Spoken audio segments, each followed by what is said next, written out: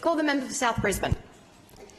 Madam Speaker, Queensland is in the midst of a housing crisis. This isn't a warning. This isn't something coming down the track. The housing crisis is a reality for thousands of Queenslanders right now. For thousands of Queensland families who rent, it's a daily battle to find and secure affordable, safe, secure housing, and meanwhile we have a growing divide between those who can afford to own property and those who cannot. While we have people in this chamber who own 2, 3, 4 investment properties, we have Queensland families struggling to find affordable rental homes, sleeping in their cars or in tents or couch surfing with friends.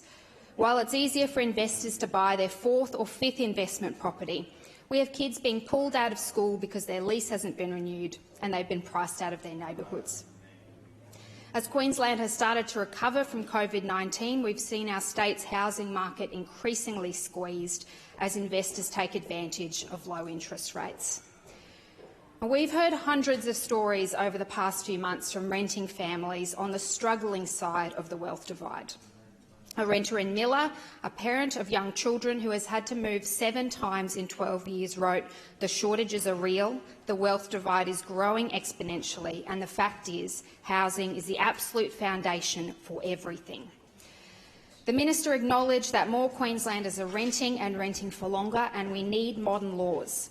But where are these modern laws? To be clear, the government bill does next to nothing to change this growing wealth divide.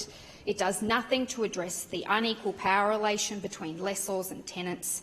There are no changes to lessors' powers to increase rents. No grounds evictions continue. Renters are still not allowed to make minor modifications. The power around pets sits firmly with property investors and landlords. The committee noted that the government bill will have negligible impact on rents, supply and affordability.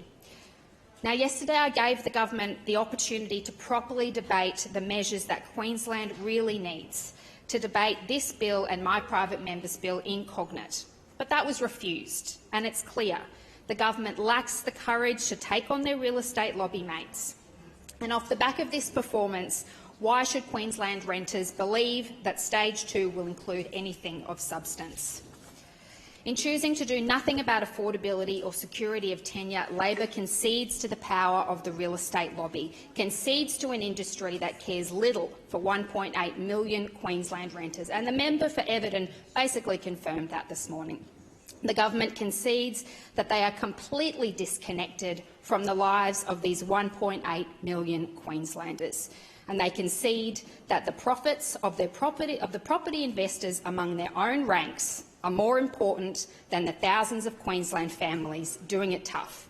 If you think this bill strikes the right balance, you have no idea what Queensland renters are going through, which is why I'll be moving that this second reading debate be halted until MPs who are landlords, who own investment properties, excuse themselves from debate.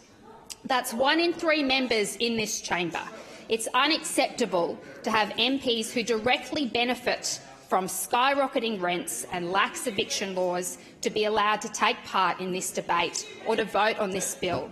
I'll be moving to amend the second reading motion, and I move the following amendment: that the words "now read a second time" be deleted and replaced with the words "be considered further once all members of parliament who are landlords excuse themselves from voting on this legislation due to a conflict of interest." And I table this. As landlords, you have a clear conflict of interest when it comes to renters' rights. I am a renter. You benefit from retaining the status quo where renters have such little power, and it's because renters are in the lack of power relationship. But let's hear from some of the voices Labor doesn't want to hear in this chamber, the renters on the other side of this wealth divide. A renter in Cooper has said, "After the storm, the walls of my room were damaged and covered in black mould. The owners agreed to fix it but told me it would take a couple of weeks. I said fair enough, but I obviously would not be paying rent in the meantime and referred them to the relevant law on the RTA website. They told me that if I didn't suck it up, they'd kick us all out in a few weeks when the lease was up. I slept in the living room, paying full rent for weeks. The minister says they've removed no grounds evictions, but they've simply given them a new name. In fact, landlords have an expanded suite of reasons to evict tenants without addressing this power differential. All renters' rights are undermined by the continuing fear of eviction without fair reason. The inquiry into this bill and my private member's bill heard fanciful arguments about the nature of property, arguing that ending no grounds evictions would breach landlords' human rights. Thankfully, the Human Rights Commissioner put these arguments to bed. In balancing Queenslanders' rights to housing with the property rights of landlords, the Commissioner cited the housing crisis and the rights of families and children as clear justification for limiting landlords' rights. Originally, the government was going to allow tenants to make minor modifications to their homes.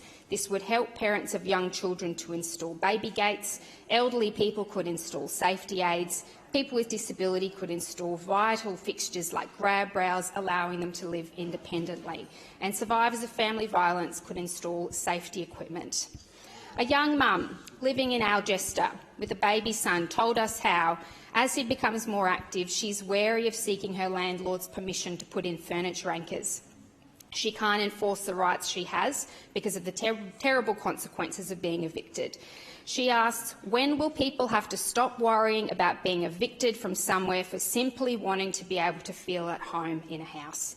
65% of respondents to Open Doors to Renting Reform consultation thought the government should make these changes. The changes even appeared in the government's 2019 regulatory impact statement. But in response to pressure from the real estate lobby, they've mysteriously disappeared. What is the government here to do? Represent renters or craft legislation for the REIQ? Well, we're seeing the answers now. I'll also be moving a broader suite of amendments to this bill, including a genuine end to no grounds evictions. My broader amendments will allow tenants to make minor modifications to their home. There will be an end to rent binning, which is still perfectly legal for landlords to accept, and a cap on rent increases to CPI to be applied no more than once every 2 years. A renter from the Mansfield electorate told us, during an inspection, my wife asked the agent what we could do to make our application look better. Offer rent up front was his answer. To get our current property, she was encouraged to offer more weekly rent in our application. My broader amendments will ensure tenants can keep pets unless the landlord successfully applies to QCAT for an order to the contrary. They will ensure that minimum housing standards cover topics like lighting and ventilation. They will prohibit discriminatory rental applications and require landlords to disclose better information about the property. They will extend notice periods for entry to the property, in some cases doubling them from 24 to 48 hours. They require landlords to forward water bills in a timely way to ensure tenants aren't required to use third-party payment platforms, and will enhance the protections available to survivors of family violence. These longer amendments include critical rental law reform that would transform the lives of hundreds of thousands of Queenslanders who are doing it tough. These reforms are critical to tackling the housing crisis. But these reforms could also cut into the profits of property investor MPs. So before we debate them, as I've said, I'm moving every MP who owns 2, 3, 4 or more properties to recuse themselves from the debate. Only then can we have a fair debate on rental law reform. Deputy Speaker, rents are skyrocketing. 50,000 people are waiting for social housing, and there's a severe lack of affordable housing right across Queensland. Tonight, families across Queensland will sleep in their cars and tents as a result of the growing rental crisis. But not everyone is struggling. Over the last year, there's been a surge in wealth for property owners as house prices across Australia have spiked. Currently, homeowners and investors receive 90% of benefit housing policies, like negative gearing and capital gains tax concessions, while renters receive next to no benefits. There's a huge wealth divide and a massive power imbalance between property investors and renters, and property investors stand to profit. And we've got property investors making these laws. It's little surprise that these laws are stacked against renters. So I'm giving the government a final chance for them to do something today to tackle the housing crisis. Get your property investor MPs to excuse themselves from debate, and let's debate real reform for Queensland renters. Members,